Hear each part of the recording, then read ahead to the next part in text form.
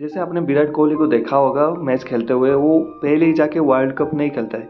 बहुत नेट में प्रैक्टिस करते हैं, जिम में अपनी बॉडी को फिटनेस रखने के लिए प्रैक्टिस करते हैं, साथ में बहुत सारी चीज़ें करते हैं, डाइट फॉलो करते हैं, तब जाके वो रनिंग अच्छा, क्या बोलते हैं, रन अच्छा बनाते हैं। जब क्रिकेट की बात कर रहे हैं तो एक बार और बात कर लेते हैं। आपने देखा होगा जब प्रैक्टिस करते हैं कोई भी क्रिकेटर, तो कभी भी बाउंसर आता है, कभी एक फुल टॉस आ जाएगा, कभी हाफ बल्ला आएगा, कभी थोड़ी सी छाती के पास आएगा, कभी उसकी उंगली में लगेगा।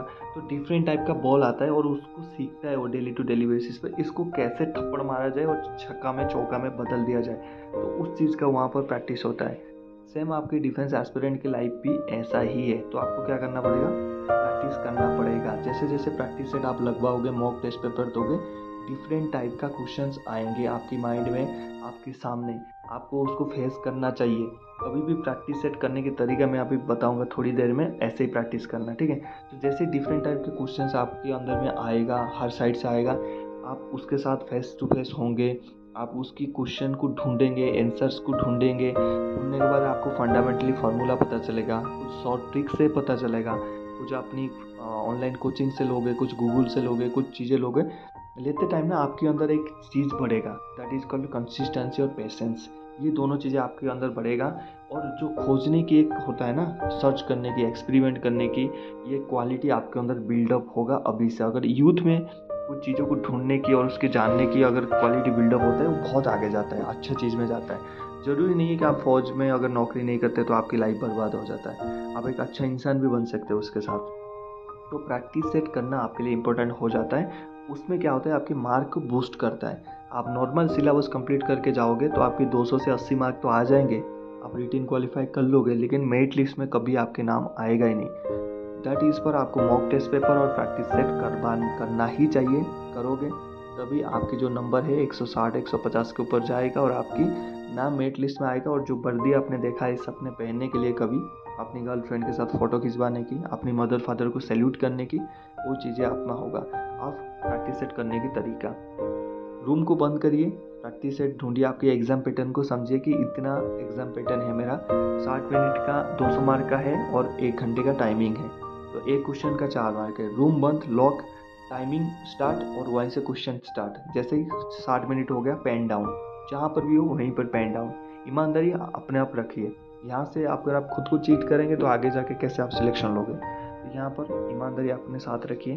जैसे ही पेन डाउन आपका हो गया, वहाँ पर 60 मिनट के बाद आप देखिए वहाँ पर जैसे आपकी कम से कम 50 क्वेश्चन थे, कितने हुए आपके, 45 क्वेश्चन ही हुए। 45 में कितने सही है, 40 क्वेश्चन सही है, ठीक है। 40 इंटू कर दो 4, कितना हो गया, 160 मार्क आ गए। Okay good. यहाँ पर से जो 5 क्वेश्चन गलत हो गए उसको फाइंड आउट करो, और जो 5 क्वेश्चन आपका रह गया, टोटल 10 क्वेश्चन आपकी रह गए, पूछो खुद से क्यों रह गए भाई, क्या रीज़न था, क्यों नहीं कर पाया। टाइमिंग नहीं था, टाइमिंग नहीं था मतलब हम कुछ ना कुछ गड़बड़ कर रहा हूँ, कहीं ज़्यादा टाइम दे रहा हूँ। तो टाइमिंग पे थोड़ा फोकस करने की ज़रूरत है। 5 क्वेश्चन जो रह गए, और ये ऐसा भी होता है कि 5 क्वेश्चन जो गलत हुए और 5 क्वेश्चन आए ही नहीं, आपको कर नहीं पाए, तो वो क्यों हुआ भाई, उसको पता ही नहीं था मेरे को। तो उसके बाद क्या करना, दूसरे का मॉक टेस्ट पेपर देना शुरू कर देना। गलत बात है, कभी नहीं करना। जब भी आपकी एक मॉक टेस्ट पेपर ख़त्म नहीं होता कंप्लीटली, 50 के 50 क्वेश्चन आपको पता नहीं रहता है, दूसरा मॉक टेस्ट पेपर खोलना ही नहीं। और ऐसा नहीं कि सर ने बोल दिया था दूसरा मॉक टेस्ट पेपर खोलना ही नहीं, अभी तो मेरा कंप्लीट ही नहीं हुआ, 2 महीने निकाल दिया इसमें। अरे ऐसा नहीं भाई, उसी दिन कंप्लीट करना है। एक मॉक टेस्ट पेपर और एक प्रैक्टिस सेट उसी दिन कंप्लीट करना है, और दूसरे दिन दूसरा। तो वहाँ पर आप क्या करोगे, जो 5 रह गया है वो जाएंगे। आप जहाँ भी पूछना चाहते हैं, पूछने में कभी भी शर्माना नहीं, पूछो, उसकी फाइंड आउट करो, फंडामेंटल को समझो, घुसो उसकी क्वेश्चन में अंदर तक, बेसिक समझो उसका, रट्टा नहीं मारना कभी भी क्वेश्चन को, उसकी फंडामेंटल समझना। जो एग्जाम में आपको नंबर दिलवाएगा वो फंडामेंटल के ऊपर आपको नंबर मिलेगा। तो फंडामेंटल उस क्वेश्चन की, जो 10 क्वेश्चन की आपके समझ में आ गया, जो 5 नहीं हुआ था, जो 5 गलत हुआ था, उस चीज़ों में आपको 10 क्वेश्चन आज ऐसा मिला जो आपको नहीं पता था, आपको नया प्रोसेस मिला, नया ट्रिक्स मिले, नया कंडीशंस मिले, नया बेसिक्स मिले। आगे जाके फिर जैसे ही एग्जाम में इन 10 में से कोई क्वेश्चन आ जाएगा तो आप पटाख से कर दोगे। अगर इसको छोड़ के आप दूसरे सेट पे चले जाओगे, जो 10 क्वेश्चन छूट गया था ना, इसी टाइप के डिफिकल्ट क्वेश्चन आपके एग्जाम में डाल देगा और आपको नहीं आएगा, क्योंकि आपने यहाँ पर फंडामेंटल क्लियर नहीं किया था।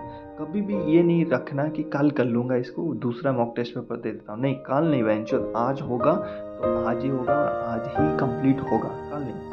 कल नहीं, आज ही होगा, चाहे रात को 12 बज जाए, 1 बज जाए, 2 बज जाए, 10 बज जाए, जब तक नहीं होता आप बेड पे नहीं जाओगे। सीधा आपकी ये क्लियर माइंडसेट होना चाहिए। जब इस तरह के आप डेडिकेशन, इस तरह के हार्डवर्क, इस तरह की कंसिस्टेंसी, मेहनत दिखाओगे, ऊपर वाला की दिल इतना भी कठोर नहीं है, इतना भी पत्थर नहीं है, वो पिघल के आपके ऊपर सिर में हाथ रख देगा। आपकी कटऑफ सीधा 170 160 के ऊपर जाएगा और वर्दी आपकी बॉडी में होगा। इसीलिए प्रैक्टिस सेट करना आपको ज़रूरी है।